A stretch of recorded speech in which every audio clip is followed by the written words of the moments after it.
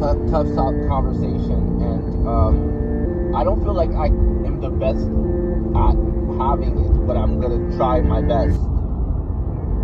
Now, this girl in Texas, due to the laws that abortion is not permitted in Texas, she now can no longer have a child. What?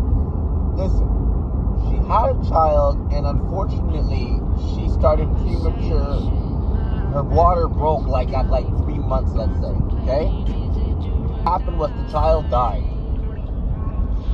But because she was in good health, they could not give her an abortion, which caused her health to decrease drastically to the point where they finally gave her an abortion because it became a health issue for her. It became a risk to her life finally in the doctor's eyes, where the doctors could finally give her an abortion because it was so severe. Now, what is crazy is the doctors didn't want to give an abortion when she asked, because they fear of losing their license. They fear of getting up to 99 years in prison. They fear of over $100,000 in fines, if not all three consequences. Now, because of the laws from the politicians in Texas, this girl now, when she finally got her abortion, did so much damage to her fallopian tubes that now she may never be able to have a child again, and all she wants in the world is to have a child. Now, something similar happened in Idaho, and they changed the laws because of that. Now, abortion, you pro-abortion and pro-not-abortion, those that are pro-not-abortion, when you think about a situation like that, had this woman not begged, not potentially traveled to another state, doctors are afraid of saying the word abortion in Texas. They don't even want to refer their clients who could use an abortion to another state. So, there's so many reasons why an abortion could be necessary, like this one here. Even with the baby dead in her stomach, which is traumatic in itself, the doctor could not perform an abortion because she was, quote unquote, in good health. Because he feared of losing his license. He feared of 99 years of imprisonment. He feared of losing the opportunity to practice. There's got to be something for these anti-pro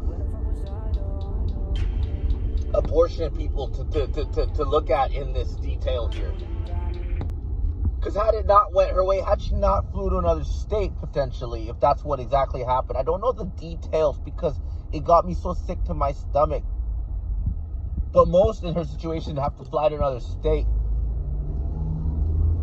Had she not have done that, there would have been 2 deaths. All I know about this is that the women in our lives, the women on this planet, have so much more hurdles and pain to recover and deal with and maintain. How are you going to tell me you bleed once a month on average? How are you going to tell me that women in certain countries are no longer allowed to go to university? Don't have the right to education?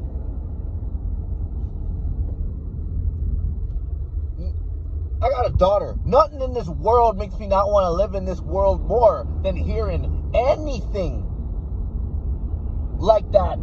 Any human being, any man putting limitations on women, on my daughter, not on God's green earth. And when I think about all of this,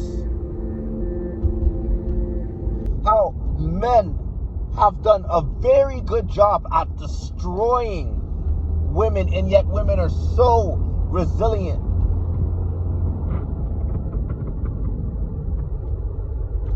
It traumatizes me. It changes me. What do we do?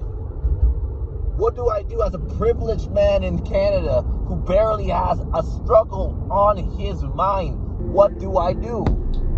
I'm done with this conversation. My imagination got me fucking contemplating. Is it do or die? Where the fuck was I?